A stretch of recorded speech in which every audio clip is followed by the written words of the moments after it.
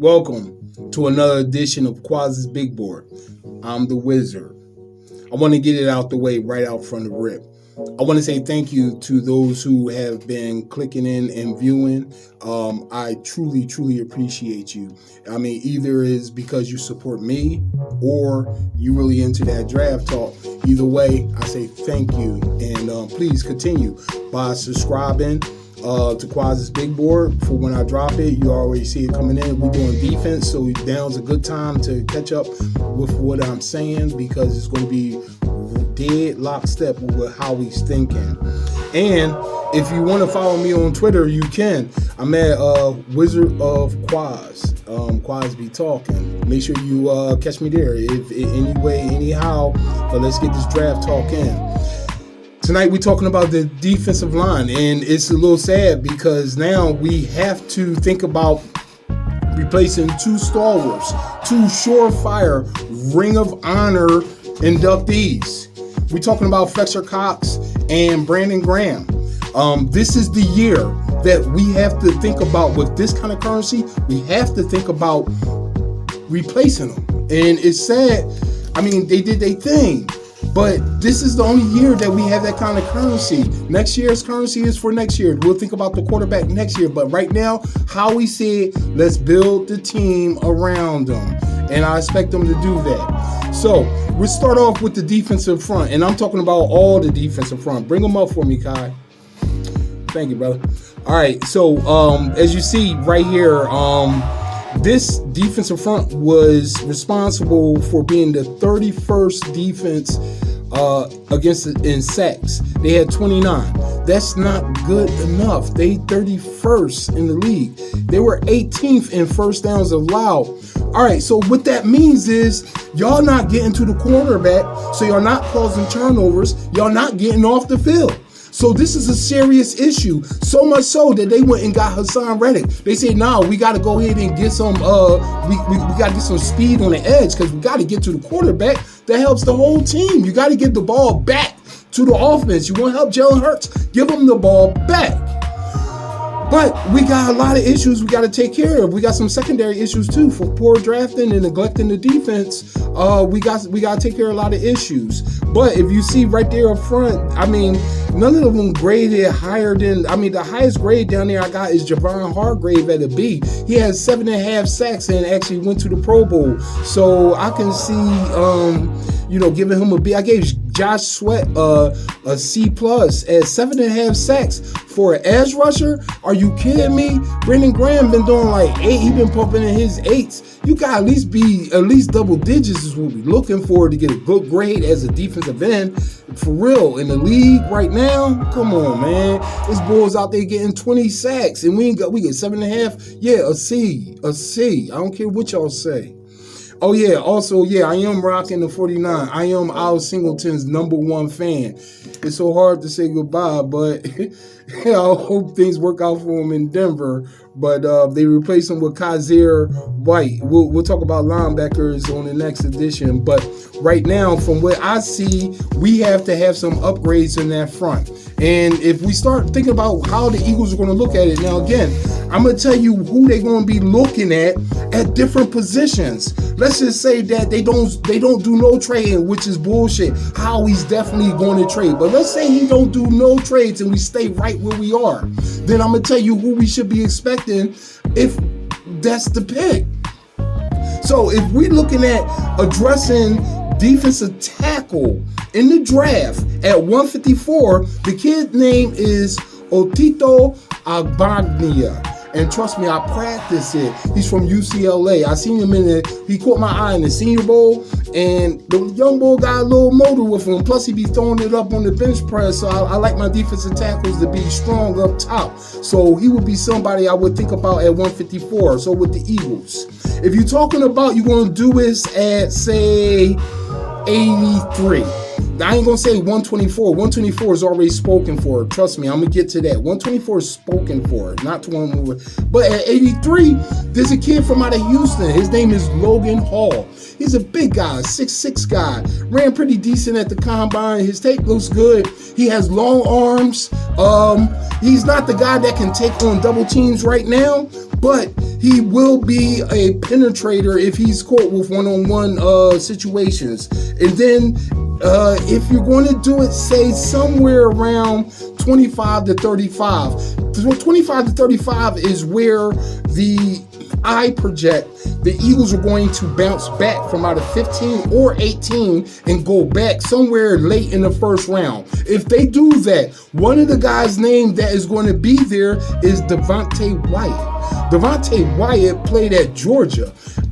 He's a beast. Yo, my comp for Devontae Wyatt, yo, he remind me of Jerome Brown. Jerome Brown is that type of player. Now, if they stay at 15, then if they stay at 15 and the ball is available, it's definitely Jordan Davis. Who do you think this is? 340? Running what do you run, a 4.8? Are you kidding me? Big ass running down like that. Now there's some knocks against him. They saying that his production based on his play percentage, he plays on like 30% of the snaps. They had 3 guys that they rotated in there. The other bull who ain't even in this draft is just as sharp as these other 2. Okay, so you had a rotation, and if you have to give him spelling because of his weight, he's still getting that under control. He a young bull. He'll get it under control in the league. My comp for Jordan Davis is Godzilla. Yeah, he gonna be stepping over and stomping down some villages. Trust me, the bull is bad, and he would be a perfect bull to pick up so that you can make Fletcher Cox more valuable to you this year. But I don't think they're gonna do it at any of those spots. Okay, I don't think they are. We talk about edge rushers. Edge rushers are definitely a problem. In fact, what they did was they went out there and they got us what's the boy named Hassan Reddick. Now, let me tell you something about Hassan. Hassan is really built for a 3-4 outside linebacker, a smaller guy that can get to the ball. He got speed off the edge. He's not really a 4-3 defensive end. And why I say a 4-3 is because Jonathan Gannon spent 80% of his time in the 4-2 nickel. That's why, because we're going to be a 4-man front. And I believe them when they say they might use him as a linebacker. I see him as a will, being able to pressure over there and being able to drop back in coverage. So they still need a edge rusher who plays in a 4-3, who puts his hands in the dirt and he go get the quarterback. And I'm telling you right now, this draft is chock full with those type of guys. Now, I'm not going to talk about what we have already in-house. I mean, Cameron Malvu, he just retired. I don't trust Taron Jackson. Brandon Graham is coming off Achilles here, and he's over the other side of 30. And then you got Derek Barnett. We all gave him a D. We don't like Derek Barnett. I'm surprised he's here. The only reason he's here is a safety net. And so that really leaves you 2 guys who can play that position. And like I told you, Hassan Reddick really don't play that position. So, in the draft, when the Philadelphia Eagles start thinking about defensive end for a 4-3 front, if they decide to do this at 83, one guy to keep your ears listening for is a kid named Nick Bonito from Oklahoma. Nick Bonito, he's a 6'3 guy, 250, little light, but he played in that style defense.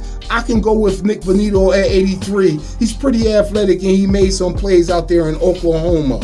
Now, let's just say that they're going to do it with, I told you, I believe they're going to trade back. Either 15, 18, or both of them are going to be traded back. So let's say that you're going to do it at the end of the first round, somewhere between 25 and 32.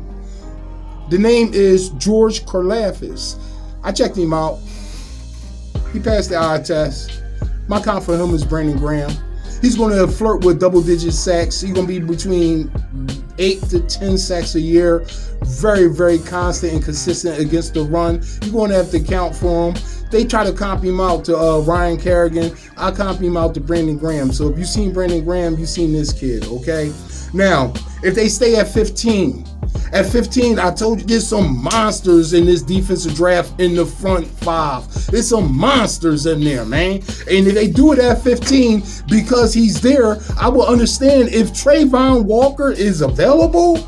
If he's available at 15, trust me, that's the boy to go ahead and snatch up. Everything stops. You don't trade back. You don't do none of that shit. All you do is take Trayvon Walker because his comp is Thanos. All right, I'm telling you right now, he's inevitable. Inevitable.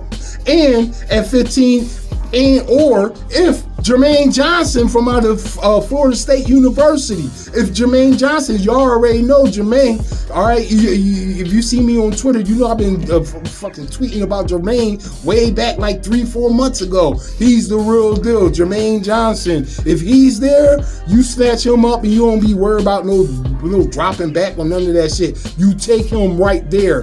And his comp for me is King Kong. And trust me, King Kong ain't got shit on him. He got long arms and he's real athletic and he's quick, just like a silverback. I love that bull. So those will be the guys. And then I don't believe that's going to happen because I think they're going to be gone. So, all right, let's talk about it. There it is. And I'm telling you, that's getting more like, those chimes is like Christmas chimes. You know what I mean? It put you in the mood. You know what I mean? I feel like right now I could tackle something. I feel like I can want to go out and tackle something right now. The draft is coming, y'all. It's coming. Get ready. I feel like Paul Revere trying to ring the bell. Yo, the draft is coming. I know the Sixers are in the playoffs. Trust me. I love hoops. I'm a hoop head. Trust me. But the draft is coming, y'all. The draft is coming. So, with the bells out, we're going to talk about it. And like I said, on that first trade back for 15, I project the Eagles are going to trade back from 15 into the later first round, somewhere between 22 and somewhere around 32. Somewhere in there, their pick is going to be Arnold Abakite out of Penn State. Arnold Abakite. He's the closest thing I've seen to Jermaine Johnson, y'all. He's the closest thing. And he's rising up the draft boards now quietly. Trust me, he ain't going to be in the second round. If you want him, you got to get him in the first. On that first trade back, you got to get him right there. Trust me. But in the defensive tackle position, who did I take? With the first pick, I told you I was replacing Professor Cox and Brandon Graham. With the first pick, at pick number 18, I decided to go with Perrion Winfrey. Perrion Winfrey out of Oklahoma. I seen that bull split double teams regularly in the college postseason. I'm talking about Senior Bowl time and Senior Bowl practices. I seen him split double teams and get to the quarterback. Then when I turn on the tape, he do that shit for real in a real game. Perrion Winfrey, I think, is one who's going to be overlooked because Devontae Wyatt is probably going to go after Jordan Davis as far as defensive tackles. So look for the Eagles to go ahead and scoop up Perrion Winfrey in the first with one of those first round picks. And damn, it seems like I just got through it. All right, record time, good to go. I love it. Yo, I'm telling you, this is the season. This is the time. I'm ready to take y'all to the new Emerald City. Y'all just got to link up with me. Please subscribe and make sure you hit me on Twitter. Again, I'm at Wizard of Kwoz. Yo, Kwoz's big board down.